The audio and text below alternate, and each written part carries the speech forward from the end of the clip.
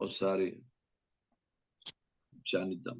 అడవి పరమగీతము. వృక్షములలో ఉమ్, అడవి వృక్షములలో జల్ది వృక్షం ఎట్లున్నదో ఉమ్, పురుషులలో నా ప్రియుడు అట్లున్నాడు. ఉమ్, ఆనందపడితేనే నేను అతని నీడను కూర్చుంటిని, అతని ఉమ్. ఫలం నా దేహకు మధురము. ఆనందభరితనే అతని నీడన కూర్చుంటుంది, అతని ఫలము నా సింహకు మధురం. Praise the lord. బైబిల్ గ్రంథాన్ని పరిశీలనలోకి తీసుకోండి. ఆనందభరితనే నేను అతని నీడన కూర్చుంటుంది. ఎక్కడో కూర్చుందానికంటే దేవుని సన్నిధిలో దేవుని నీడలో కూర్చోవడం చాలా ఉత్తమం. ప్రపంచంలో చాలా మంది క్రైస్తవులకి విలువ తెలియదు. ఈవెన్ యేసు ప్రభు నందు రక్షణ పొందినటువంటి చాలా మంది ప్రజలకి విలువ తెలియదు. బంధువుల ఇంట్లో కూర్చుంటాం, మిత్రుల ఇంట్లో కూర్చుంటాం, స్నేహితుల ఇంట్లో కూర్చుంటాం, షాపుల్లో కూర్చుంటాం, ఈ పేపర్ చదువుతూ మంగళబడ్డి దగ్గర కూర్చుంటాం, రకరకాలైన స్థలాల్లో వెళ్ళి కూర్చుంటాం. కానీ దేవుని సన్నిధిలో కూర్చోడానికి దుష్టుడు ఇష్టపడడు. మెయిన్ రీజన్ ఏంటంటే సాతాను నిన్ను దేవుని సన్నిధిలో కూర్చోకుండా ఆటంకపరుస్తున్నాడని చాలా మందికి తెలియదు. ఆ మత్తు వల్ల, నిద్ర వల్ల, దేని వల్ల మొత్తం మీద దైవ సన్నిధిలో కూర్చోకుండా, దైవ సన్నిధిలో గడపకుండా, దేవుని సన్నిధిని ఆశ్రయించబడకుండా దుష్టుడు అనేక ఆటంకాలు కలిగించేస్తూ ఉంటాడు. మీరు ప్రయత్నం చేసి చూడండి. చాలా మందికి ఈ విషయం అర్థం కాదు. ఆనందభరితనై నేను అతని నీడను కూర్చుంటాను. ఎందుకు ఆనందభరితనై? అతడు సజీవ లెక్కలో ఉంచాడు కనుక, ఆరోగ్యంగా ఉంచాడు కనుక, ఆశీర్వాదంతో ఉంచాడు కనుక, తన రెక్కల కింద ఉంచాడు కనుక, తన నామంలో రక్షించుకున్నాడు కనుక, తన ఆశీర్వాదాన్ని ఇచ్చాడు కనుక, తన అద్భుతమైన కృపలతో నింపుతున్నాడు కనుక, ప్రతి దినము కావలసిన అనుదిన ఆహారం, అనుదిన వస్త్రం, అనుదిన ఆశీర్వాదాలతో నింపుతున్నాడు కనుక, ఆయన సర్వశక్తి దేవుడు ప్రతి క్షణము ప్రతి దినము బాధ్యత వహించి మనని కాపాడుతున్నాడు కనుక అతని నీడను కూర్చోవడం చాలా ఆనందం. చాలా మందికి విషయం అర్థం. దేవునికి స్తోత్రం. జాగ్రత్త మీరు గమనించాలి. బైబిల్ గ్రంథాన్ని పరిశీలిస్తే మరియా ఆయన పాదాల దగ్గర కూర్చుంది. మార్తా విస్తారంగా తన పనులు చేసుకుంటుంది. యేసు ప్రభు వచ్చాడు కదా, ఆయనకి ఏదైనా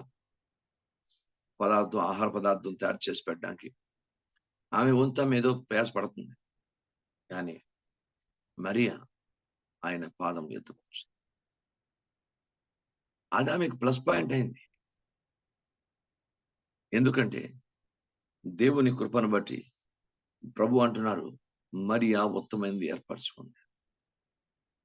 ఆయన పాదాల దగ్గర కూర్చోవడం ఉత్తమం అంటున్నాడు ప్రభువారు. దేవునికి స్తోత్రం. ఆయన పాదాల దగ్గర కూర్చోవడం ఉత్తమం. ఉత్తమాన్ని బైబిల్ గ్రంథంలో దేంట్లో శ్లాఘించబడిందంటే యెహోవా ఉత్తముడు. దేవుణ్ణి శ్లాఘిస్తూ పలికించబడిన మాటది. ఉత్తమన్న మాట మామూలు మాట కాదు, శారీరకమైన మాట కాదు, ఎవరో కల్పించి చెప్పిన మాట కాదు. యెహోవా ఉత్తముడు అని బైబిల్లో రాయబడింది. ఆయన్ను మహిమపరుస్తూ, శ్లాఘిస్తూ, ఘనపరుస్తూ రాసిన మాటది. కనుక మరియా కూర్చుండడం ద్వారా, వాక్యం వినడం ద్వారా ఉత్తమైన దాన్ని ఏర్పరచుకుంది. అలా ఉత్తమంగా ఏర్పరచుకున్న స్త్రీ చరిత్ర పుటల్లో లిఖించబడింది, బైబిల్లో లిఖించబడింది. చారిత్రాత్మక దైవిక స్త్రీగా దేవుని చేత ఎన్నిక చేయబడింది.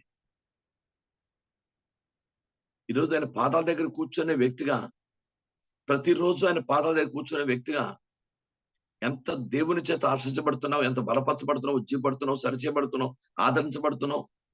ఎక్కడ ఏం కావాలో అక్కడ ఇస్తున్నాడు దేవుడు, మేలు చేస్తున్నాడు. కొన్ని 2 గంటలు 2.5 గంటలు దేవుని సభలో కూర్చోవడం వల్ల నీకు వచ్చిన మేలు. ఉత్తమైన వ్యక్తిగా దేవుని చేత దీవించబడతావు. ఒక దైవాశీర్వాదం కలిగిన వ్యక్తిగా నువ్వు లేస్తావు. బైబిల్ గ్రంథం దేవుని వాక్యం చెప్తుంది, కూర్చునేటప్పుడు మనం ఏదో ఓ బాధతోనో మత్తోనో లేక దేనితోనో కూర్చున్నా, లేచినప్పుడు దైవ వాక్యం ద్వారా, ఆరాధన ద్వారా, స్తుతి ద్వారా, ప్రార్థన ద్వారా, విజ్ఞాపన ద్వారా ఒక శక్తివంతమైన వ్యక్తిగా లేస్తావు. ఆ దినములకు కావాల్సిన ఆశీర్వాదాన్ని కూడబెట్టుకుంటావు. ఆ దినములకు కావాల్సిన శక్తిని కూడబెట్టుకుంటావు. ఆ దినములకు ఏ విజయవంతమైన కార్యం జరగాలో దానికి మార్గమును సరళం చేసుకుంటావు. ఇది ఎవరికి అర్థం? ఇది చాలా మందికి తెలియదు. క్రైస్తవులు రాత్రి 1 గంట 2 గంటల వరకు ఏ పనులు చేసుకొని పడుకొని తెల్లవారు నిద్ర లేక లేవలేక అయినా అలాగా సమయాన్ని గడిపేస్తూ జీవితాన్ని గడిపేస్తూ అనవసరంగా దేవుని దృష్టిలో పాపం చేసిన పరిస్థితులకు వెళ్ళిపోతున్నా. అలా కాకూడదు. దేవుని గ్రంథం చెప్తుంది, ఆనందభరిత నేను అతని నీడన కూర్చుంది. ఎందుకంటే అది చాలా ఆశీర్వాదం. బైబిల్ గ్రంథాన్ని లూకా సువార్త 5వ అధ్యాయంలో 12-13 వచనాలు చదివితే, కుష్టివాడు కుష్టి గురించి లోకం అంతటా ఆ రోజుల్లో ఉన్న పరిస్థితులను ఎక్కడెక్కడికో తిరిగి ఉండొచ్చు, కానీ ఆయన పాదాల దగ్గర యేసు ప్రభు దగ్గర కూర్చోడానికి వచ్చాడు. ఆయన ఆ ఆయన ఒక పట్టణంలో ఉన్నప్పుడు ఇదిగో ఆ, ఉమ్, కుష్ఠరోగంతో నిన్న ఒక మనుషుడు ఉండెను. ఆ, వాడు యేసును చూచి ఆ, సాగిలపడి, ఆ, ప్రభువా, నీకు ఇష్టమైతే నన్ను శుద్ధునిగా చేయగలవని ఆయన వేడుకొనెను. praise God. అప్పుడు ఉమ్, అప్పుడు ఆయన చెయ్యి చాపి వానిని ముట్టి, ఉమ్, నాకిష్టమే, నీవు ఉమ్, శుద్ధుడు కమ్మని అనగానే కుష్ఠరోగం వాడిని విడిచెను. praise God. వాడు కూర్చున్నాడు, ఎక్కడెక్కడికో వెళ్ళాడు, ఎక్కడెక్కడికో తిరిగాడు కుష్ఠబాగు గురించి, ఎక్కడ కుదరలేదు. జీవం గల యేసు ప్రభు దగ్గరికి వచ్చాడు. ఆయన పాదాల దగ్గర కూర్చున్నాడు. ప్రభు అతని భవిష్యత్, నీకు ఇష్టమైతే, ఎంత మంచి మాట, నీకు ఇష్టమైతే నన్ను శుద్ధుడిగా చేయ ప్రభా. నువ్వు శుద్ధుడిగా ఉండటం నాకు ఇష్టం. నువ్వు పాపంతో ఉంటూ నాకు ఇష్టం లేదు. నువ్వు శాపంతో ఉంటూ నాకు ఇష్టం లేదు. నువ్వు అసహ్యకరంగా ఉంటూ నాకు ఇష్టం లేదు. ప్రజలు నిన్ను చూసి అసహించుకోవడం నాకు ఇష్టం లేదు. ప్రజలు నీ గురించి వేరే విధంగా అనుకోవడం నాకు ఇష్టం లేదు. నిన్ను తునీకరించే వ్యక్తిగా చూడాలని నేను అనుకోవట్లేదు. ఊరవతలు ఎక్కడో ఉండే వ్యక్తిగా నువ్వు ఉండటానికి లేదు. మనుషుడిగా పుట్టావు కనుక నీ జీవితంలో నువ్వు బాగుపడ్డం నాకు ఇష్టం. సృష్టి అందరిలో పాటు నిన్ను కూడా సృష్టించాను కనుక నువ్వు బాగుపడ్డమే నాకు ఇష్టం. నువ్వు శుద్ధిలో ఉంటే నాకు ఇష్టం. నువ్వు ఆరోగ్యం ఉంటే నాకు ఇష్టం. యావత్ ప్రపంచం పట్ల యేసు ప్రభువుకు ఉన్న ప్రణాళిక ఇది. పరమ తండ్రికి ఉన్న ప్రణాళిక, పరిశుద్ధాత్మకు ఉన్న ప్రణాళిక ఇది. యావత్ ప్రపంచంలో ఉన్న ప్రతి ఒక్కరి కొరకు కూడా మీరు శుద్ధిలో నాకు ఇష్టం అంటాడు. మీరు నాకు శుద్ధిలో నాకు ఇష్టం. మీరు బాగుండమే నాకు ఇష్టం. Praise God. మీరు పాపంతో, శాపంతో, రోగంతో, లోకస్తమైన శరీర క్రియలతో, అలవాటుతో, వాక్యాన్ని విరుద్ధమైన పరిస్థితులతో, మనస్తత్వాలతో, వాక్యాన్ని విరుద్ధమైన జీవితంతో మీ నీతిని, మీ యొక్క జీవితాన్ని దుర్బంధంగా చేసుకునే పరిస్థితి కంటే దేవునికి అనుకూలమైన వ్యక్తిగాను మారటం, దేవునికి ఇష్టడుగా మారటం, అది ఎంతో ఆశీర్వాదం. ఈ వ్యక్తి ఎక్కడ కూర్చున్నాడో, ఎక్కడ సాగిలి పడ్డాడో, ఇంతకుముందు ఎక్కడికి వెళ్ళాడో మనకు తెలియకపోవచ్చు. బట్ యేసు ప్రభు దగ్గరికి వచ్చి మటుకు సాగిలి పడి కూర్చొని, నీకు ఇష్టమైతే నన్ను శుద్ధుడిగా చెప్పని అడిగినప్పుడు నువ్వు శుద్ధుడిగా ఉండటం నాకు ఇష్టమని యేసు ప్రభు అతను ముట్టట్టు లేఖనాలు చెప్తాడు. అంటే అతని సన్నిధిలో కూర్చోవడం వలన స్వస్థత. Praise the name of Jesus. నేను ఆనందభరితనే అతని నీడన కూర్చుంటుంది. బైబిల్ గ్రంథం మరీ ఉత్తమైనది ఏర్పరచుకుంది. కుష్ఠువానికి స్వస్థ కలిగింది. లూకా సువార్త 22వ అధ్యాయం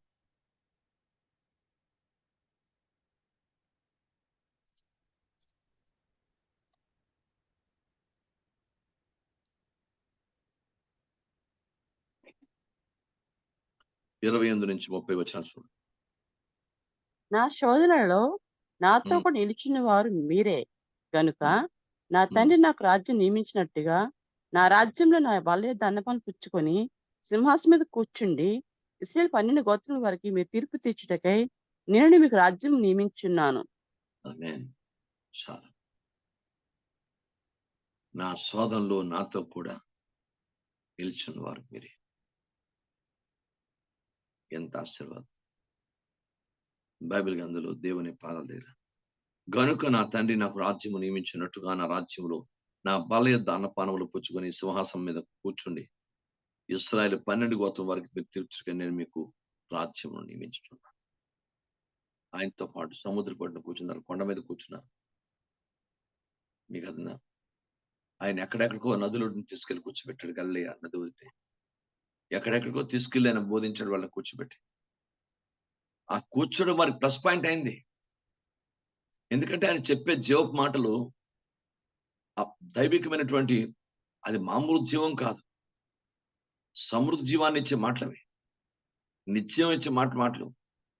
అలాంటి దైవికమైన మాటలు ఆయన వాళ్ళకి ఇవ్వటం వల్ల వాళ్ళ జీవితాలు దీవించబడి వాళ్ళకి ఇచ్చే దైవిక ఆశీర్వాదం ఏంటంటే, ఇశ్రాయేలు 12 గోత్రాల తీర్పు తీర్చే అధికారులు మీరు కూర్చుంటారు. మామూలు కూర్చోండి. దేవునికి స్తోత్రం. అందుకే ఇప్పుడే ఈ జూమ్ కూడిక అవుతున్నప్పుడే, దేవుడు అవకాశం ఇస్తున్నప్పుడే, స్త్రీలు, పురుషులు, యవనస్తులు అందరూ కూర్చోండి. నీకు తేజవంతమైన భవిష్యత్తు కావాలని, if you want the bright future in your life, you SIT in the presence of God. దేవుని సన్నిధిలో కూర్చోండి. మీ కుటుంబ సమస్యలు, భర్త సమస్యలు, భార్య సమస్యలు, ఉద్యోగ సమస్యలు, వ్యాపార సమస్యలు, ఏ సమస్యలు పోవడానికైనా మీరు ఆయన సన్నిధిలో కూర్చోండి.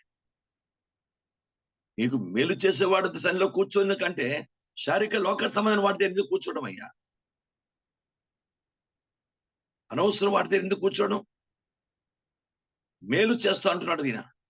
నీకు రక్షణ ఇచ్చి మేలు చేస్తాడు, స్వస్థ ఇచ్చి మేలు చేస్తాడు, ప్రేమించి మేలు చేస్తాడు, క్షమించి మేలు చేస్తాడు, ఆశీర్వదిస్తాడు, నీ కుటుంబ సమస్యలు తీరుస్తాడు, నీ ఇంట్లో ఉన్న ఇబ్బందులు తీరుస్తాడు, నిన్ను బాగు చేస్తాడు, బలపరుస్తాడు, సమాజంలో నీకంటూ గుర్తింపు తీసుకొస్తాడు, ఇన్ని చివరికి పరలోకం చేరుస్తాడు. ఇన్ని మేలు చేసే వ్యక్తి దగ్గర నువ్వు కూర్చోడానికి ఏంటి నీకు ఇబ్బంది? కూర్చొని రాళ్ళెత్తాలా? కూర్చొని నీకేమైనా పని చేయాలా? ఆయన సన్నిధిలో కూర్చొని వాక్యం వింటావు, ఆరాధన చేసుకుంటావు, ప్రార్థన చేసుకుంటావు. అంతగా నీకేం చెప్పాడైనా? ఆయన స్థలంలో కూర్చోడానికి ఇంత దైవ వాక్యాన్ని వ్యక్తంగా ఎందుకు లోకసన పనులు, లోకసన క్రియలు, లోకసమైనటువంటి మత్తులు పెట్టుకోవడం, నిద్రలు పెట్టుకోవడం? నిద్రపోవడానికి బోల్డు సమయం ఉంది కదండి.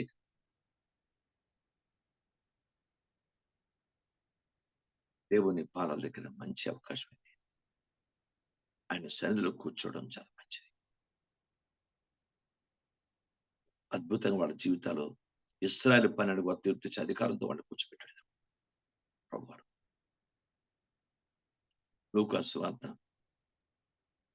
18వ అధ్యాయం 35 నుంచి 35 నుంచి. ఆయన యెరికో పట్టణంలోకి సమీపించినప్పుడు ఒక గ్రుడ్డివాడు త్రోవ ప్రక్కన కూర్చుండి భిక్షమడుకొనుచుండెను. ఉమ్, జనసమూహము దాటిపోచున్నట్టు వాడు చప్పుడు విని ఇది ఏమని అడగగా, వాడు నజరుడైన యేసు ఈ మార్గం వెళుచున్నాడని వానితో చెప్పిరి. అప్పుడు వాడు, యేసు, దావీదు కుమారుడా, నన్ను కరుణించమని కేకలు వేయగా, ఊరకుండిమని ముందు నడుచున్న వారు వాడిని గద్దించిరి గాని, వాడు మరి ఎక్కువగా, దావీదు కుమారుడా, నన్ను కరుణించమని కేకలు వేశాను. అంతటి యేసు నిలిచి వారిని తన యొద్దకు తీసుకుని రమ్మనెను. వాడి దగ్గరకు వచ్చినప్పుడు ఆయన, నేను నీకేమి చేయగోరుచున్నానని అడగగా, వాడు, ప్రభువా, చూపు పొందగోరుచున్నాను అనెను. యేసు, చూపు పొందుము, నీ విశ్వాసం నిన్ను స్వస్థపరచునని వానితో చెప్పాను. వెంటనే వాడు చూపు పొంది దేవుని మహిమపరచుచు ఆయన వెంబడించెను. ప్రజలందరూ అది చూసి దేవుని స్తోత్రము చేసిరి. బైబిల్ గ్రంథం పరిశీలించండి. వాడు అందరిలా కూర్చోలేదు, ఏదో సంభాషణ ఇంటూ కూర్చోలేదు, వాడు ఏదో అన్నం తింటూ కూర్చోలేదు, ఇంకేదో పలహారాలు భుజిస్తూ కూర్చోలేదు, ఎవరితో మాట్లాడుతూ కూర్చోలేదు, వాక్యానికి విరుద్ధంగా ఎక్కడైనా పాపం చేస్తూ కూర్చోలేదు. వాడి జీవితానికి కావలసిన స్థితి కళ్ళు కనిపించక ఆడుకోవడానికి కూర్చున్నాడు. వాడి కళ్ళు కనిపించవు, ఎవరు పెట్టేవాడు లేరు. వాడు అడుక్కుంటేనే వాడికి జీవన వృత్తి. కనుక వాడు అడుక్కోవడానికి కూర్చున్నాడు, పట్ట ముందు వేసుకొని ప్రభువారు మార్గం గుండా వెడుతూ చూస్తున్నాడు. ఈ వ్యక్తి అందరిలాగా కూర్చుని వ్యక్తి కాదు. క్రైస్తవుడు, దావీదు చరిత్ర ఎరిగినవాడు, దావీదు కుమారుడు అని సంబోధిస్తున్నాడు. బైబిల్ చెప్తుంది. ఏంటి హడావుడి ఏంటి అంటే యేసు ఈ మార్గం గుండా వస్తున్నాడు. ఇంకా వాడు సరిగ్గా కూర్చోలేపాడు అక్కడ. యేసు గురించి విన్నాడు. యేసు గురించి ఆయనకు తెలుసు. చరిత్ర ఎవరో విన్నాడు. మొత్తం మీద దావీదు కుమారుడు అతనికి అర్థమైంది. ఏ విధంగా దావీదు కుమారుడు అతనికి అర్థమైంది. ఇంకా అతను సరిగ్గా కూర్చోలేకపోతున్నాడు అక్కడ. యేసును పిలవాలి, యేసును కేక వేయాలి. ఒక కేకైనా కనీసం వినపడకపోతుందా? నా ప్రభువు నన్ను దయతలసిపోతాడా? నా కళ్ళు నన్ను తెరవడా? దావీదు కుమారుడా నన్ను కరుణించు, దావీదు కుమారుడా నన్ను కరుణించమని కేకలు వేస్తున్నాడు. ఆర్తనాదాలతో కేకలు వేస్తున్నాడు. అంతరంగ బాధతో కేక వేస్తున్నాడు. పుట్టుగుడ్డితో జీవితకాలం అంతా గుడ్డివాడిని, ఎవరిని చూడలేక, లోకం చూడలేక, ఏ పరిస్థితులు చాలా బాధకరంగా పరిస్థితి, సొంత తల్లినో సొంత భార్యనో సొంత కుటుంబానో ఎవరిని చూడలేక గుడ్డివాడుగా వాడు తన బాధ ఎవరికి అర్థమవుతుంది? ప్రపంచానికి. వాడు కేక వేస్తున్నాడు. ఊరుకొని ప్రజలు గద్దించారు, అయినా వాడు కేక వేయడం మానలేదు. బైబిల్ చెప్తుంది, ప్రభు ఆయన దగ్గరకు వచ్చినప్పుడు నేను నీకేం చేయగోరుతున్నాను అడుగుగా, నా ప్రభా చూపు పొందగోరుచున్నాను. దేవునికి స్తోత్రం. Praise God. బైబిల్ గ్రంథాన్ని పరిశీలించండి. దేవుని వాక్యాలు యేసు చూపు పొందము, నీ విశ్వాసాన్ని స్వస్థపరచని వారితో చెప్పాను. వెంటనే వాడు చూపు పొంది దేవుని మహిమపరచు ఆయనను వెంబడించాను. Praise the lord. వాడు చూపు పొంది, ఇప్పుడే మా అమ్మ దగ్గరికి వెళ్ళి వస్తాను, మా నాన్న దగ్గరికి వెళ్ళి వస్తాను, మా భార్య దగ్గరికి వెళ్ళి వస్తాను, ఎక్కడో నా పిల్లలు ఉన్నారు వాళ్ళ దగ్గరికి వెళ్ళి వస్తాను, ఇంకేదో అనలేదు. రెండు కళ్ళుతో నిండుగా యేసుని చూశాడు. యేసుని చూసిన తర్వాత తన ఇంటి వారి దగ్గరికి వెళ్ళాలని ముందు అనిపించలేదు. బైబిల్ ఉంది, హీ ఫాలోడ్ జీసస్. అతడు యేసుని వెంబడిస్తున్నాడు. బైబిల్ గ్రంథంలో అంటాడు, లేఖనంలో దావీదు భక్తుడు 139 రాస్తూ, నేను కూర్చుండుట నేను లేచడానికి తెలియదు. ఎస్, నేను కూర్చుండుట నేను లేచడానికి తెలియదు. ఏ విధంగా కూర్చున్నాడు, ఏ బాధతో కూర్చున్నాడు, ఏ అంతరంగంలో విచారంతో కూర్చున్నాడు, ఏ సంతోషం కూర్చున్నాడు, ఏ ఐడియాతో ఏ ఆలోచనతో కూర్చున్నాడు. సంఘంలో ఆరాధన కూర్చున్నప్పుడు, శుక్రవారం కానీ ఆదివారం కానీ ఏ ఆరాధన కూర్చున్నా కూర్చున్న ప్రతి ఒక్కరిని ప్రభు చూస్తాడు. అలాగే నించున్నాను కాదు, ఎవరినైనా సరే నించున్నా కూర్చున్నా చూస్తాడు. ఎందుకంటే వాళ్ళు ఏ ఉద్దేశంతో అక్కడ కూర్చున్నారు? వాక్యం నేర్చుకొని దేవుని రాజ్యం ఆమె కొరకు జీవించాలన్నా, లేక దేవునితో సమాధాన పడాలన్నా, లేక దేవునికి స్వస్థ పొందాలన్నా, లేక ఆయన కార్యం పొందుకోవాలన్నా, ఆయన వాక్యం ఇంకా ఆయన గురించి తెలుసుకొని అనేక మందికి ఆయన గురించి ప్రకటించాలన్నా, ఏ దైవిక ఉద్దేశంతో, ఏ మంచి ఉద్దేశంతో, ఏ ప్రభువుకు అనుకూలమైన ఉద్దేశంతో కూర్చున్నాడు, లేక ప్రతికూలంగా ఎంతమంది కూర్చున్నాడు? నేనేం చెప్తాడో విందాం. ఎంతమంది కూర్చున్నారు, ఎంతమంది ఏ ఉద్దేశంతో, ఎలాంటి ఆలోచన విధానంతో కూర్చుంటారు? ప్రభు దాన్ని చూస్తాడు. దేవుని స్తోత్రం కలుగుగాక. ఒకవేళ దైవ దృష్టికి వ్యతిరేకమైన ఏ ఉద్దేశం ఉన్నా నువ్వు కూర్చునేది పని వ్యర్థమైపోతుంది. 3 గంటలు 2 గంటలు అది వ్యర్థమైపోతుంది. నువ్వు కూర్చున్నది దేవునికి అనుకూలంగా ఉంటే మటుకు తప్పకుండా ఆ రోజు నేను దీవించకుండా నీ ఇంటికి పంపించను. Without blessings of God you cannot. నువ్వు ఇంటికి వెళ్ళవు. నిన్ను ఆశీర్వదించి పంపిస్తాడు. ఏ ప్రార్థించుకొని వచ్చావో, ఏ కన్నీటితో వచ్చావో, ఏ దీనత్వంతో వచ్చావో, ఎలాంటి అభిప్రాయంతో వచ్చావో, నీ ఉద్దేశం ఏంటో నిన్ను ఆశీర్వదించి పంపిస్తాడు. లేదు ప్రతికూలంగా నువ్వు కూర్చుంటే ఆ ప్రతికూల యొక్క ఫలితాన్ని కూడా చూసి దేవుని వాక్యాన్ని వ్యతిరేకంగా వెళ్ళాలి తప్ప దైవ చిత్తమునికి యోగ్యంగా వెళ్ళాలి. నువ్వు కూర్చున్న సేపు నీ ఆలోచన విధానం, నీ అంతరంగం ఇవన్నీ ప్రభు పరిశీలిస్తూనే ఉంటాడు. ఎందుకంటే దైవ సేవకుడు వాక్యం చెప్తూ వెళ్తుంటాడు తప్ప అంతరంగాలు చూడలేడు కదా. వాక్యం చెప్తూ వెళ్ళు, బయటైనా తెరవడం గట్టయితే కొంచెం నాలుగు కాకేస్తాను, మిగతా వాళ్ళు పడిపోతే మనం పట్టించుకోవడం వస్తారు. నాటువంటి చూస్తూ ఊరుకుంటే కేక వేస్తాం. అది చాలా మందికి బాధకరంగా, దుఃఖకరంగా. మా పిల్లల్ని వీడడం ఏంటి, మా పిల్లల్ని మేమే దెబ్బలాడం, మా పిల్లల్ని వీడడం ఏంటి, వీడెవడు జస్ట్ ఫాస్టర్, వీడు ఈ పాస్టర్ మన్నాడు ఏంటి అనే ఆలోచన కలుగుతుంది. నిజమే, కొంతమందికి ఇష్టం గద్దింపు అన్నది, కొంతమందికి ఇష్టం. Praise God. మంచిది. ఎవరికి ఏ ఉద్దేశం ఉందో మనకు తెలియదు, దేవుడి ఉద్దేశం. బైబిల్ గ్రంథంలో ఉంది ఏంటంటే, మనం ఎలా కూర్చున్నామో దేవుడు కావాలి. ఈయన కూర్చునే విధానం దేవుడికి, ప్రభువుకు నచ్చింది. ఈయన ఆత్మనాదం ప్రభు అంతరంగాన్ని తాకింది. ఈయన మనస్తత్వం ప్రభువును తాకింది. వెంటనే ప్రభు వచ్చి, నేను ఏం చేయాలని కోరుతున్నావు తెలుసా, నీకు చూపు కావాలని. వాడి నోటి నుండి ఏమొస్తుందో, నేను చూపు పొందకూరుతున్నాను ప్రభా. దేవునికి స్తోత్రం. చూపు పొందు, నీ విశ్వాసాన్ని స్వస్థపరిచింది దేవుడు. వాడు వెంటనే నేను 2 కళ్ళతో నిండుగా యేసు ప్రభువుకి పవిత్ర స్వరూపాన్ని చూశాడు. ఇంకా వాడికి ఎక్కడ ఎవరిని వెంబడించబుద్ధి కాలేదు. మనుషులు వెంబడించాడు.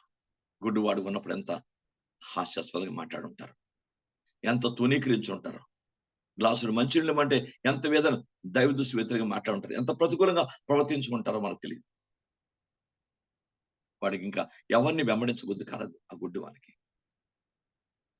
వాడు చూపు పొందిన తర్వాత ప్రభువుని వెంబడించాడు. దేవుడు మనోనేత్రాలు వెలిగించబడిన తర్వాత కూడా, మనం అన్ని జన్ నుంచి విడిపించబడిన తర్వాత కూడా, ప్రభువుని వెంబడించే వారం కాకుండా లోకాన్ని, లోకస్తుల్ని, లోక పరిస్థితుల్ని, లోక ఆచారాల్ని, లోక సాంప్రదాయాన్ని, లోక పద్ధతుల్ని మనం వెంబడించే వారం, అంతకంటే దౌర్భాగ్య పరిస్థితి మనకు. మన మనోనేత్రాలు వెలిగించబడిన తర్వాత, ఆయన మన కన్నులు తెరిచిన తర్వాత, ఆయన్ని వెంబడించలేకపోతే అంతకంటే భయంకర పరిస్థితి మరొకటి. ఆయన వెంబడించాలి. దేవుని వాక్యం చెప్తుంది, గుడ్డివాడు తన కూర్చునే విధానం, మాట్లాడే విధానం, తను కేక వేసి ఆర్తనాదం అన్ని ప్రభు విన్నాడు. వాడు అందుకే బైబిల్లో వేరొక దగ్గర రాయబడింది, వాడు దిగ్గున లేచి అని రాయబడింది. దేవునికి స్తోత్రం. కనుక దేవుని వాక్యంలో ఉన్న సత్యం ఏంటంటే, మనం ఆయన సన్నిధిలో కూర్చోవడమే ఒక గొప్ప దైవ అదృష్టం అండి. నేను ఆనందభరితనే అతని నీడలో కూర్చుంటుంది. ఆ నీడలో కూర్చోవడమే, ఆ నీడే గొప్ప స్వస్థ. దేవునికి స్తోత్రం.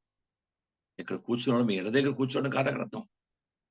ఆయన నీడలో మనం కూర్చున్నాం. దేవుని స్తోత్రం. మీరు ఇంట్లో మంచం మీద కూర్చున్నా, కింద కూర్చున్నా, ఎట్లా కూర్చున్నా, కుర్చీ మీద కూర్చున్నా, మీరు ఆయన నీడలో కూర్చున్నారు. ఇది చాలా ఆశీర్వాదం. దేవునికి స్తోత్రం. అపోస్తుల కార్యాల్లో ఎన్నో సంవత్సరాల గుండా మెట్ల మీద కూర్చుని వ్యక్తి ఉన్నాడు. మనందరికీ తెలుసు, చాలాసార్లు నేను వాక్యం నుంచి మాట చెప్పాను. కానీ ఆ రోజు పేతురు, యోహానులు ఎందుకు దేవుని ఆత్మాభిషేకంతో ప్రేరేపించబడి ప్రభువారిని ప్రేరేపించాడు. ఇంతకాలం వీడు కేవలం అడుక్కోవడానికే పరిమితం అయిపోయాడు.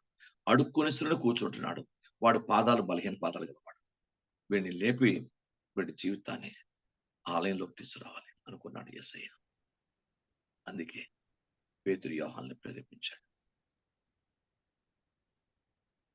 దీంట్లో దైవిక మర్మం ఏంటంటే, కొన్నిసార్లు మనం చర్చికి వెళ్తున్నప్పుడు దేవుడు మన ఏ రీతిలో ప్రేరేపిస్తాడో మనకు తెలియదు. నువ్వు చర్చికి వెళ్తున్నప్పుడు ఒకవేళ నువ్వే ఎవరికైనా ప్రార్థిస్తామేమో, నువ్వు ఎవరి గురించి ప్రార్థించక కూర్చుంటావేమో. నేను ఏ స్థితిలో ప్రేరేపిస్తాడో దేవుడు నీకు తెలియదు. ఆ పరిశుద్ధాత్మ శైలిలోనే ప్రేరేపిస్తాడు నీకు. ఆయన సన్నిధిలో, ఆలయంలో వీళ్ళిద్దరిని ప్రేరేపించాడు. బైబిల్ గ్రంథం, దేవుని వాక్యం. అంతవరకు కూడా సంవత్సరాలుగా కూర్చొని వస్తున్నాడు. వాడు మోయబడుతూ వస్తున్నాడు, కూర్చొని వస్తున్నాడు, అడుక్కుంటూ వస్తున్నాడు, ఏదో కేకలు వేసుకుంటూ వస్తున్నాడు. ఆ రోజు మటుకు దేవుడు కూర్చోడానికి ఇష్టపడలేదు. ఓ గొంతులు వేయాలి, లేత దూడ గొంతులు వేసినట్టు నువ్వు గొంతులు వేయాలి. కొవ్విని దూడ గంతులు వేసినట్టు నువ్వు గంతులు వేయాలి. బైబిల్ గ్రంథం చెప్తుంది. వాడు గెంతుచు, వాడు స్తుతిస్తూ, వాడు ఆలయంలోనికి వెళ్ళాడు.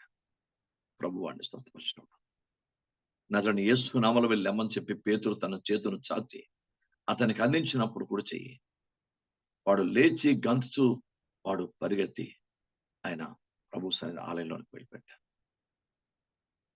అంతవరకు వాడు కూర్చోవడం చూశాడు దేవుడు. ఎన్ని సంవత్సరాలు గుండా వాడు కూర్చోవడం చూస్తున్నాడు. ఎక్కడ వాడు భక్తుడని రాయబడలే. వాడు ఒకటి అదృష్టం ఏంటంటే వాడు దేవుని మందిరం దగ్గర కూర్చున్నాడు. జాగ్రత్త గమనించాలి. దేవుని మందిరం దగ్గర కూర్చున్నాడు. ప్రభువారు మందిరం దగ్గర కూర్చున్న వ్యక్తిని చూస్తున్నారు. ఆయన ఆలయంలో ఆయన సన్నిధిని కూర్చోవాలి. వీడు పాపం ఆలయ గేట్ ఆ మెట్లుకే పరిమితం అయిపోయాడు. అడుక్కోడానికే పరిమితం అయిపోయాడు. ప్రభు చూస్తూ ఊరుకోండి. వీడి లోపలికి వెళ్ళాలి. వీడి విషయం నేర్చుకోవాలి. చరిత్ర నేర్చుకోవాలి. వీడి జీవితంలో అర్థం చేసుకోవాలి. వీడు కూడా దేవుని మహిమ కొరకు వాడబడాలి. ఎంతో ప్రణాళికతో అండి తీసుకెళ్ళాడు లోపలికి. దేవునికి స్తోత్రం. ఇన్ని సంవత్సరాల్లో వాడు కూర్చోడానికి అంతం కుదిరి వాడు ఆలయంలో నడిచి గెంతు స్తుతించే పరిస్థితి ఆసనం అయిపోయింది వాడి జీవితంలో. ఎంత అద్భుతం. దేవునికి మహిమకరం కాక. బైబిల్ గ్రంథంలో దేవుని పాదాల దగ్గర నేర్చుకున్నా. నన్ను మిమ్మల్ని కూడా పరిశుద్ధాత్మ దేవుడు నాతో మీతో మాట్లాడుతున్నాడు. తండ్రి ఎంత ఆశీర్వాదాన్ని ఆలోచిస్తాం. మీరు బైబిల్ పరిశీలిస్తే మత్తయి సువార్తలో మార్కు సువార్త ఉంటుంది, లేదా మత్తయి సువార్త 25 ఉంటుంది. చూద్దాం ఒకసారి.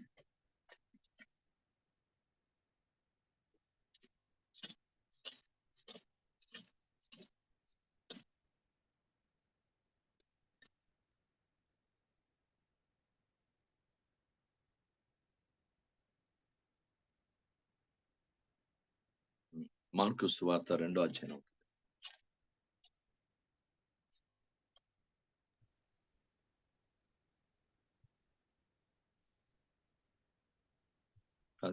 మొదటి నుంచి ఫస్ట్ అండి. చెప్తాను. దేవుని ఆత్మ అవతరించండి.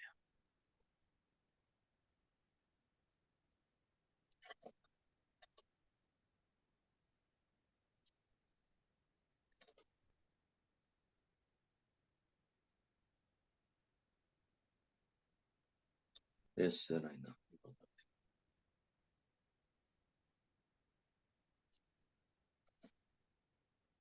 గెన్ని సరస్సు తెరవన మార్కు 5వ అధ్యాయం. ఎస్, మార్కు 5వ అధ్యాయం కరెక్ట్. గెన్ని సరస్సు తెరవన ఒక వ్యక్తి శ్మశానం దగ్గర సమాధుల్లో శానాన్ని దేవుని పెట్టినవాడు, 2000 దెయ్యాలు పెట్టినవాడు అక్కడే పడుకుంటూ, అక్కడే తింటూ, అక్కడే ఉంటూ వచ్చిన వాళ్ళని రాళ్లతో గాయపరుస్తూ వాడు గాయపరుచుకుంటూ ఎవరికి ఆ ప్రాంతానికి రాకుండా చాలా ఆటంకంగా ఉన్నాడు. అలాంటి వాడు ఓసారి యేసుప్రభువు వారు ఆ మార్గం నుండి వెళుతున్నప్పుడు వాళ్ళు ఉన్న దెయ్యాలను, అపవిత్ర ఆత్మల్ని గద్దించినప్పుడు ఆ దెయ్యాలు పోయి పందులో పడితే పందులు ప్రపాతంలో పడి చచ్చిపోతాయి. అప్పుడు వాడు చూద్దాం.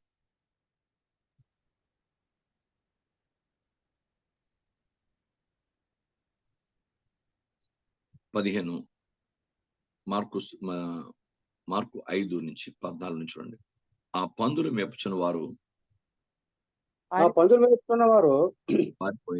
పారిపోయి పట్టణంలోను గ్రామాల్లోనూ ఆ సంగతి తెలియజేసి జనులు జరిగినది చూడవెళ్ళి యేసు వద్దకు వచ్చి శాన అను దయ్యములు పట్టిన వాడు బట్టలు ధరించుకొని స్వస్థ చిత్తుడే కూర్చుని చూచాను. దేవుని స్తోత్రం. వాళ్ళు ఎప్పుడు వాడు కూర్చోవడం చూడరు. వాడు ఎప్పుడు కొట్టుకోవడం, దెబ్బలాడుకోవడం, ఈ భయంకర పరిస్థితి, కేకలు వేయడం, ఆయన నాన్న హింసతో ఉండడం చూస్తారు తప్ప వాడు కూర్చోవడం చూడరు. కానీ యేసు వాడిని కూర్చోపెట్టాడు. ఆయన పాదాల దగ్గర కూర్చోబెట్టాడు. స్వస్థ చిత్తుడై వాడు కూర్చుంటే వాళ్ళు కనుగొన్నారు. చూశారు. బైబిల్ ఎందుకు గొప్పదండి. స్వస్థ చిత్తుడే వాడు కూర్చుంటే చూశారు. ప్రభు పాదాలు నేర్చుకోండి. వాడు బట్టలు ధరించుకోలేదు ఇంతకుముందు, దిగంబడే తిరిగేవాడు. వాడు దిగంబడి కాకుండా బట్టలు ధరించుకొని యేసు ప్రభు పాదాల దగ్గర కూర్చున్నాడు. అంటాడు, నాకు ఈ మాట అంటే నాకు చాలా దుఃఖం వస్తుంది. నన్ను నీతో ఉండని ప్రభు అంటాడు. నన్ను నీతో ఉండని. ఎందుకంటే ఇన్నాళ్ళు ఒంటరిగా దెయ్యాలతో వాక్యానికి వ్యతిరేకంగా చాలా భయంకరంగా ఎంతో మందిని బాధ పెట్టాను. నేను బాధపడ్డాను. సమాధిలోనే జీవించాను. మ్యాక్సిమం జీవితం నా జీవితం సమాధిలోనే అయిపోయింది. నాకు ఎవరెవరో ఏంటో తెలియదు. భార్య ఉందో లేదో, భర్త ఉన్న బాబుకు పిల్లలు నల్లేదు, తల్లి ఉందో లేదో, ఎవరేం తెలియదు. దాని అర్థం ఏంటంటే, నీవే నాకు సమస్తం ప్రభా, నన్ను నీతో ఉండని ప్రభా, నీవే నాకు జీవాన్ని ఇచ్చావు కనుక, నీవే నాకు బతుకునిచ్చావు కనుక నన్ను నీతో ఉండని తండ్రి. కానీ ప్రభువారు అతనికి అనుమతి ఇవ్వరు. నువ్వు వెళ్ళి ప్రభువుని ఎందుకని కనపడి నీకు చేసిన అద్భుతాన్ని నీ ఇంటి వారికి వెళ్ళి తెలియజేయి. ఎందుకంటే కేవలం నిన్ను రక్షించింది నీ ఒక్కడి గురించి కాదు, నీ ఇంటి వారి కొరకు. దేవుని స్తోత్రం. యావత్ ప్రపంచ కన్నులు తెరపడాలి. మనని దేవుడు రక్షించుకున్నట్టు దాని అర్థం మన ఒక్కరి స్వార్థానికి కాదు, మనమే పరలోకానికి వెళ్ళిపోవడానికి కాదు, మన ఇంటి వారి రక్షణ కొరకు కూడా మనం రక్షించుకున్నాడని సంగతి గుర్తిరగాలి. దేవునికి స్తోత్రం. అందుకే మన కుటుంబీకులందరి కొరకు మనం ప్రార్థించి ఎలాగైనా వాళ్ళని ప్రభు పాదాల దగ్గర నడిపించే ప్రయత్నంలో మనం ఉండాలి. Praise God. ఎంత దైవమైన విషయం ఇది. కనుక దేవుని పాదాల దగ్గర ప్రతి ఒక్కరూ అర్థం చేసుకొని, దేవా వాడు స్వస్థ చిత్తుడై కూర్చుంటాడు. వాడు మామూలు కూర్చుంటే వాడు వేరే విషయం. అది వాడు స్వస్థ చిత్తుడై బట్టలతో కూర్చున్నాడు, బట్టలు వేసుకొని కూర్చున్నాడు. కొన్ని సంవత్సరాలు ఆ సమాధుల్లో ఉంటూ తిరుగుతూ ఇతరులు బాధపడుతూ వాడు కొట్టుకుంటూ ఇతరులు కొడుతూ అంత భయానకమైన జీవితం జీవించిన వ్యక్తి. ఆయన సెల్లో కూర్చొని దాన్ని ఎంత గొప్ప అద్భుతం ఇచ్చాడు ప్రభా. దేవునికి స్తోత్రం. ఈరోజు తండ్రి పాదాల దగ్గర ప్రతి ఒక్కరు నేర్చుకుందాం. Praise God. పరమగీతము 1వ అధ్యాయం 12వ వచనం చదవండి.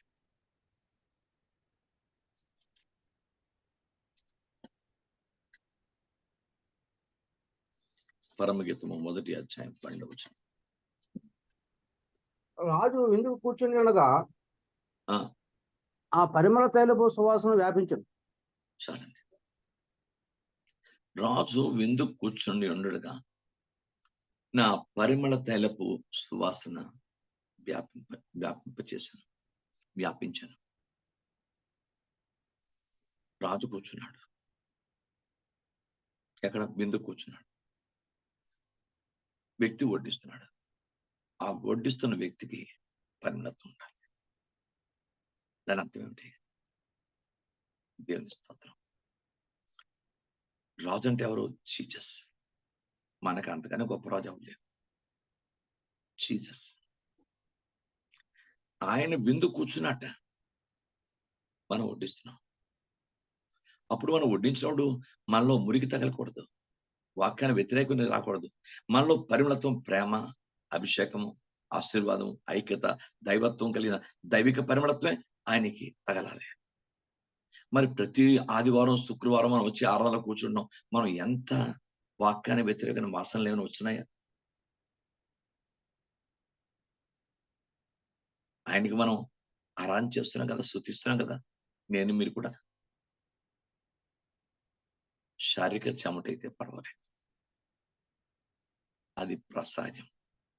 కానీ వాక్యానికి విరుద్ధంగా ఏ అపవిత్రమైన వాసన, ఏ దుర్నీతి వాసన, ఏ ఈర్ష్య, అసూయ, అపవిత్రత, జారత్వం, వ్యభిచారం, మోసం, అబద్ధాలు, అవినీతి, దైవవాక్యాన్ని వ్యతిరేకమైన ఏ గర్వం, ఇలాంటి వాసన ఆయనకి తగలకూడదు. దేవునికి స్తోత్రం కలుగాక. కుష్టువాడు కూర్చున్నప్పుడు ప్రభువారు నీ కుష్టు వాసన వస్తుందని వెళ్ళిపో అని చెప్పలేదు. ఎంత మంచి దేవుడు చూడండి, ఎంత మంచివాడు ప్రభు. ఆయన కుష్టు వాసనని బాధ పెట్టలేదు. పైగా చేతులుంచి నీవు కుష్టుడు, నీ శుద్ధుడు కూడా నాకు ఇష్టం అంటాడు. Praise God. బైబిల్ గ్రంథం గుర్తుపెట్టుకోండి. శారీరకమైనటువంటి పరిస్థితి కాదు కదా, ఆత్మీయంగా మన పాపం ఆయన బాధ పెట్టకూడదు. మన అవిధేయత, అవిశ్వాసం, అపనమ్మకత్వం, అపవిత్రత, వాక్యానికి విరుద్ధమైనటువంటి ఈర్ష్యాద్వేషాలు, కోపలు, పగలు, అపవిత్రతలు, దేవుని వ్యతిరేకం ఎటు చెడు, అతన్ని బాధ పెట్టకూడదు. కూర్చున్నప్పుడు బైబిల్ రాజు విందు కూర్చున్నాడయ్యా. పులిపిడి దగ్గర నేను కాదు, నన్ను పక్కన పెట్టండి. యేసయ్య అన్నాడు కదా, ఆరాధన చేస్తున్నావు, నువ్వు నిలబడి ఆరాధన చేస్తున్నావు, నీ దగ్గర నుంచి ఎలాంటి వాసన రావాలి? దైవ పరిమళత్వం కలిగిన వాసన రావాలి. నీ నుంచి ఏ విధంగా చెడు వాసన రాకూడదు. Praise the Lord. అంటే ఆలోచించండి, దేవునికి మహిమ కలుగుగాక. Praise the Lord. యేసు ప్రభు చుట్టూ 12 మంది కూర్చొని ఈ యొక్క పర్వతారి భోజనం స్వీకరిస్తున్నప్పుడు, మీతో నేను పస్కా భుజించడానికి మిక్కిలి ఆశపడుతున్నానని చెప్పి ఆయనతో వాడుతూ కూర్చుంటాడు. ఆ కూర్చున్న వారిలో ఆయన కన్నులు ఎక్కువగా ఇస్కరియోతు యూదా మీద ఉన్నాయి.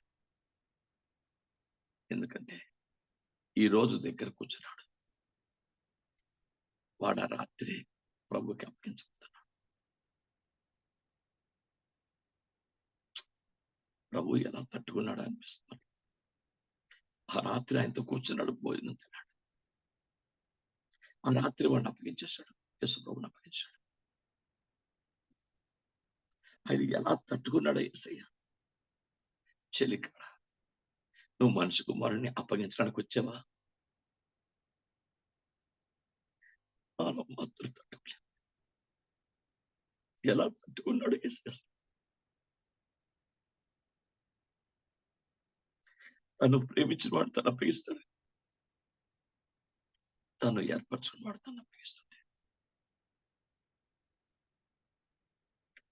తను వాక్యంతో పోషించిన వాడు తను అప్పగిస్తుంటే ఎలా తట్టుకున్నాడు యేసయ్య?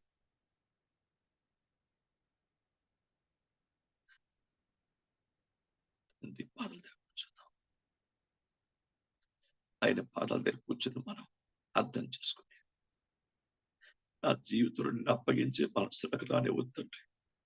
ఏ పాపం కానీ, ఏ రహస్య పాపం, ఏ బహిరంగ పాపం, ఏ వ్యభిచారం, ఏ తప్పుడు ఆలోచన, ఏ తప్పుడు ఉద్దేశం, ఏ తప్పుడు ప్రయత్నాలు, ఏ తప్పుడు నిన్ను అప్పగించే స్థితి నాకు రానివ్వద్దు అని ప్రార్థించబోతులుగా ప్రభు పాదాల ప్రార్థన చేసుకున్నాం. ఆయన కుటుంబంలో కానీ, సంఘంలో కానీ, సమాజంలో నిన్ను అప్పగించే స్థితి నాకు రానివ్వకండి. నిన్ను మహింపచేస్తూనే ఉండాలి. నేను మహింపచేస్తులోంచే నీ దగ్గర రావాలి. అంతమంది కూర్చున్నారు, వాడు కూర్చోడండి. వాడు మంచి దైవ దృష్టి యోగ్యమైన ఆలోచనతో కూర్చోలేదు. అందుకే ఆదివారమైనా, శుక్రవారమైనా ఎక్కడ కూర్చున్నా దైవికంగా వాక్య స్థాయిలో కూర్చున్నా నువ్వు ఎలా కూర్చుంటున్నావో చూడాలి. నువ్వు అర్థం చేసుకోవాలి. పరిశుద్ధంగా, యోగ్యంగా, యథార్థంగా, నమ్మకంగా ఆయనకు అనుకూలస్తులు కూర్చున్నావా, లేక ఆయన సైన్లో ప్రార్థించగా నిర్వహించి పాపాన్ని ఒప్పుకొని విడిచిపెడదాన్ని కూర్చున్నావా, లేక ఆయన అవమానపడదాన్ని కూర్చున్నావా, విమర్శిద్దామని కూర్చున్నావా, ఎలా కూర్చున్నావు? బైబిల్ చెప్తుంది. మనం జీవిత కాలంలో, మన జీవిత ఆయుష్లో మనం కూర్చున్న విధానమే వారిని సింహాసనంలో కూర్చోబెడతాం. నో హోని అనే బెసిహిలా నా షిహునా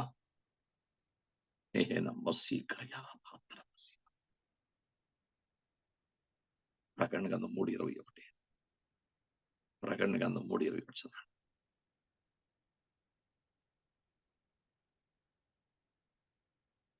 ఆఖరిగా వచ్చి ముగిస్తాం.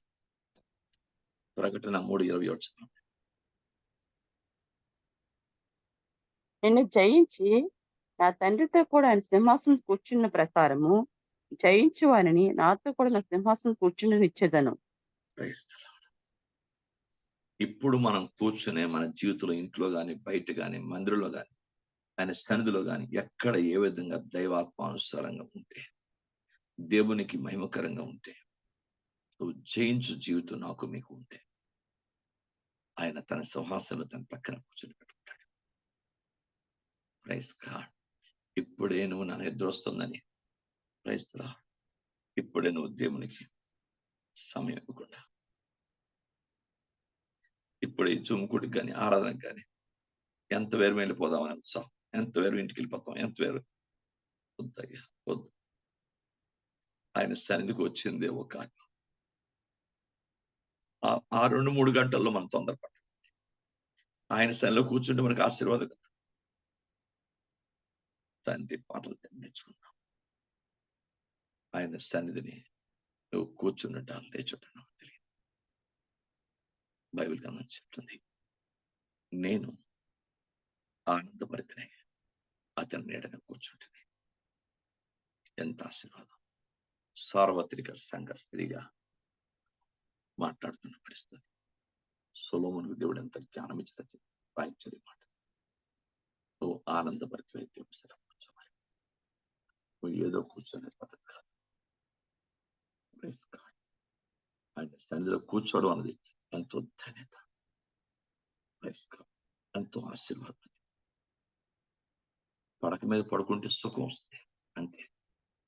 ఆయన సన్నిధిలో కూర్చుంటే గొప్ప ఆశీర్వాదం, ఉత్తమైనది ఉంటుంది. స్వస్థ వస్తుంది, క్షేమ వస్తుంది, ఆలోచన విధానం పెరుగుతుంది. దైవత్వం దేవుని కృపను పొందుకుంటాం, ఎన్నో మేళ్లు పొందుకుంటాం ఆత్మీయంగా. Glory to God. ఇప్పుడు ఆలోచించండి, ఈ మాటకి ఎంత విలువ ఉందో, ఎంత అర్థం ఉందో. నేను ఆనందభరితనే ఆయన నీడను కూర్చుంటుంది. కూర్చుందాం. ఎవరి నీడను వద్దు, ఎవరి పంచను వద్దు, ఆయన నీడనే కూర్చుందాం. ఆయన నీడనే కూర్చుందాం. అది ఆశీర్వాదం, అది గొప్ప దైవికమైన దీవెన. ప్రార్థన చేసుకుందాం. తండ్రి పాదాల దగ్గర